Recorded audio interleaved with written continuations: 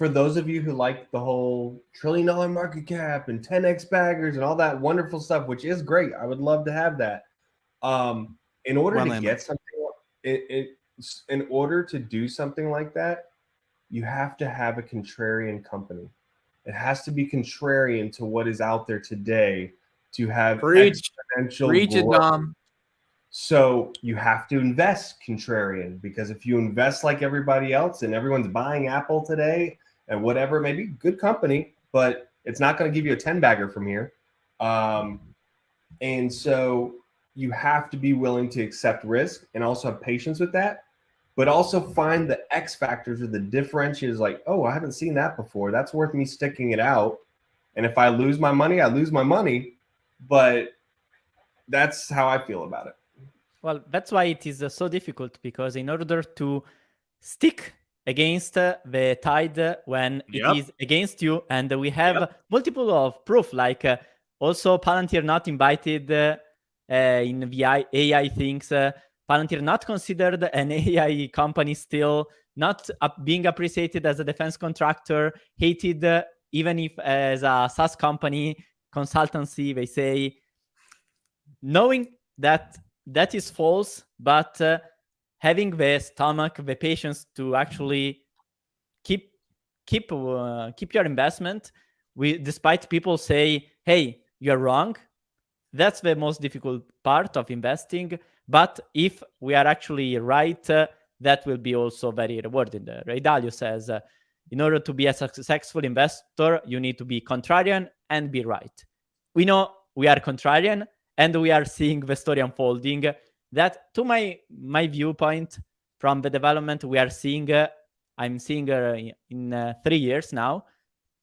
Every time we check the story, despite there are some negative data points like the sales people not really fitting in, we have a company that has a story that is evolving, and I would say it is evolving in the right direction. So let me ask you the question.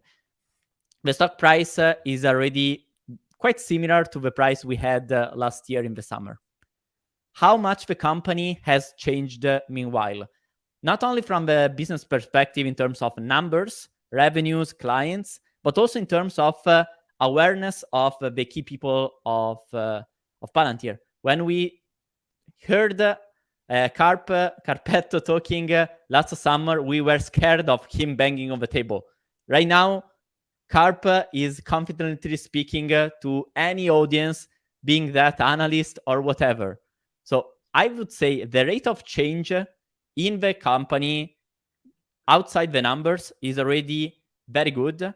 Shyam talking to the Senate that confident, that was amazing. So I would say things are unfolding. Right now, we are seeing the numbers in the worst possible moment. And it is in this time, if you are right, that you can make a bargain. Not when everyone is happy, is euphoric, you see the revenue growth already skyrocketing, because that gives us false sense of security. It's no different from Tesla last year before the crash. I saw people so confident because Tesla was, oh yes, but they will keep growing 50%. Why? Because the recent past was 50% growth. The moment you start projecting that high growth, that was a peak growth in the future, and the price already reflects that, that's a big risk. On the other side, it is when the growth has slowed down to a point there where analysts start thinking, okay, the slowdown will be perpetual, and the market sees that, price the companies according to that, while by knowing the company from studying it very closely, you see, hey, this is actually wrong. That is where you have what value investors like to say, margin of safety. Yeah, I want to speak to this point about being contrarian, and this is like the biggest point, right? I think this is something we don't spend enough time on. So I'm so happy, Dom, you brought it up, and Arnie, you followed on this, because if you want a company to have some massive return, right, 5, 10, 8x, I know all of us would be really happy with like a 5, 6x, but if we get 10, 12, whatever it is, if we're lucky enough to get that, it's only because it's contrarian and right. It's not in the snowflake that's trading 3 times their trailing 12. Like it's not in these oversized valuations where Warren Buffett invested in it because Warren Buffett's not the contrarian guy. He wants his dividend. He wants things to. If you want these crazy, like you were crazy in 2013 investing in Tesla, absolutely crazy. But if you did it, you did it. And so I think the beauty of, as we were talking about social media coverage, Arnie's point about awareness growing. Why are there these Palantir channels on YouTube? Why are they on Twitter? Why are so many people talking about it? Because it's interesting. It's an interesting company, right? And when you've got all this media, earned media coming for free for the company, it's because people are starting to recognize there is something unique about this that is so different. And it's like, it's a journey trying to analyze it. It's like we're these kids where we got this puzzle. There's a word, a story. I think Palantir is successful and is going to be successful because it's not just another one. It is a story. C3 AI is just another one. Snowflake has a great execution, but I would say it's not such a unique company. Yeah. So you need a story. You have an hero, our Palantirians. We have the enemy. The enemy could be like the Eastern world, but also the frictions that we are facing. And we know that the potential reward, if our heroes successfully get there, is huge. So I think the story component I'll is just what... leave with. I know we're over time, but I want to say this one thing to Contrarian. To Amit's point, in 2013, no one was investing in Tesla. Tesla was about to go bankrupt in 2018. They thought he was a nut for trying to create electric cars, and now look at it, and everyone's trying to standardize on this, right? You look at Google when Google acquired. Well, first, when it even came on the map for search, everyone was using Ask Jeeves, Yahoo, AOL, everything. Google, who cares? It's just another search. How are you going to make money with a search engine, right? And then they go buy YouTube, and I'm like, that's a stupid acquisition for $1 billion. It's actually one of the best acquisitions of all time. You look at looking at Microsoft when they went and turned. We're going to take away perpetual licensing. Adobe and Microsoft said, we're not going to do perpetual license. We're going to do subscription. We're going to make people pay us monthly for the same product they used to get for like a 3-year contract. Crazy, right? Everyone thought people were just Amazon, we're going to sell books and CDs. Well, why would I invest in that, right? So you look at these times and things, and it's so easy to go 2020 in hindsight, 20 years later, or 15 or even 10 years later. But it's those moments when you got that gut feeling like, should I be in this? Like, and if you've done your homework and you've diversified, you can afford to be in Palantir and others. Like Arnie's in AMD. That's a solid company that's not going anywhere, very undervalued. Like if you do your diligence, you can take on a lot of risk. No, I agree with that 100%. And again, speaking to this point about believing when no one else believes, I mean, look, this is what I relate to personally with my startup, right? I have a very specific, nuanced thesis about how I think about audio content distribution and discovery of content in general. And it is uniquely contrarian to a lot of how other audio companies have positioned themselves. In fact, I was talking to a guy who runs an investment fund in North Carolina, and he studied Spotify's business for like 3 years because he was trying to figure out the investment thesis for them. And he came to the conclusion that he can't do it.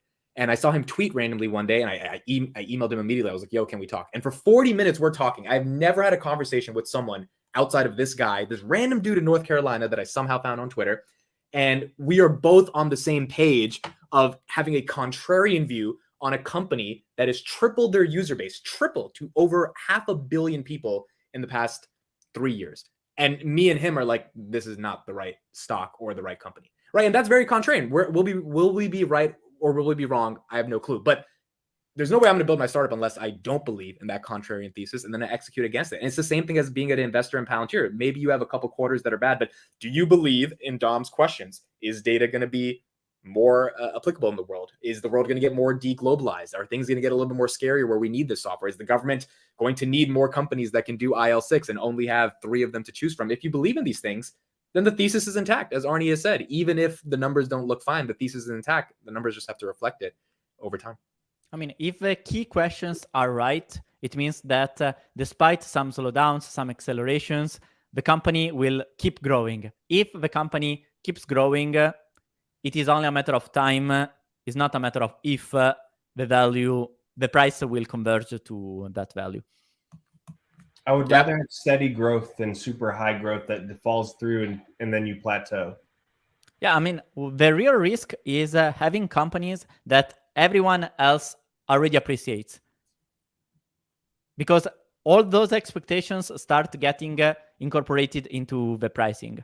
For instance, now maybe I say something absolutely wrong, but I see that every time Apple becomes considered safe haven, oh, Apple is safe, Apple is considered like cash, there is where Apple is actually starting to get risky.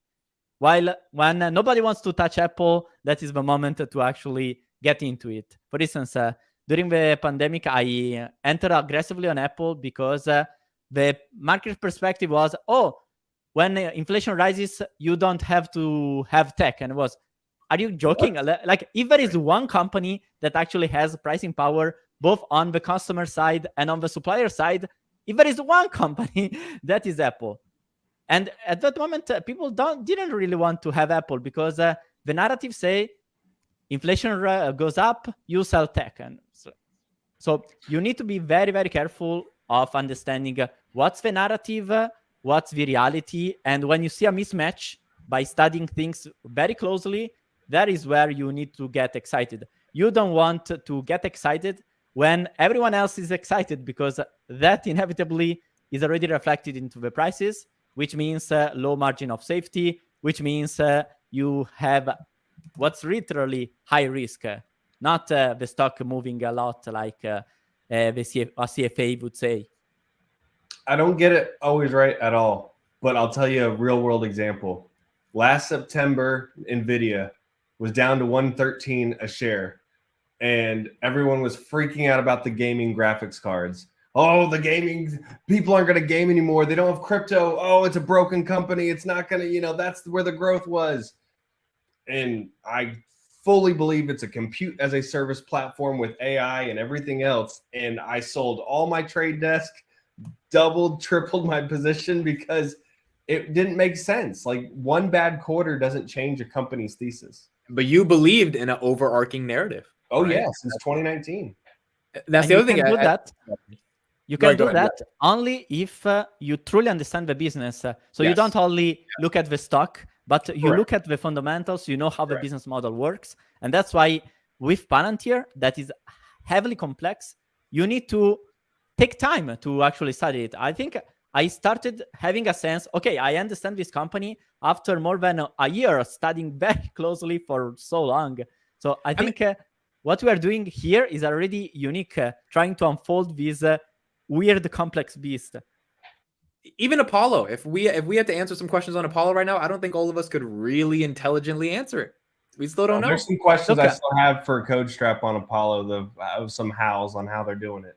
Look, from what I read on Twitter, basically Apollo is the holy grail, the product that every developer wish to exist, but the reality is it exists and they are not aware of. Yeah. Imagine, and it is hard probably even for them to actually conceptualize it.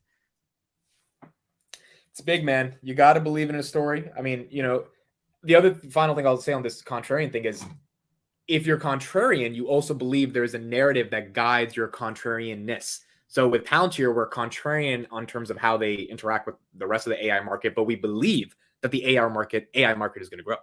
With me and my startup, I'm contrarian in terms of how I think of audio distribution, but I believe that content and the amount of content being created is only going to increase over and over and over, which means people are going to create different forms of content. That's going to need discovery. And so there has to be an overarching thesis that then aligns with you being contrarian, right? It's 0 to 1 at its most foundational core. And you can't ignore the finances though, too, right? We're also not stupid. We look at the balance sheets and they have no it's one debt. Of the most perfect ones. Yeah, like $3 billion, 4x assets versus liability. Like they have runway to play it slow play it.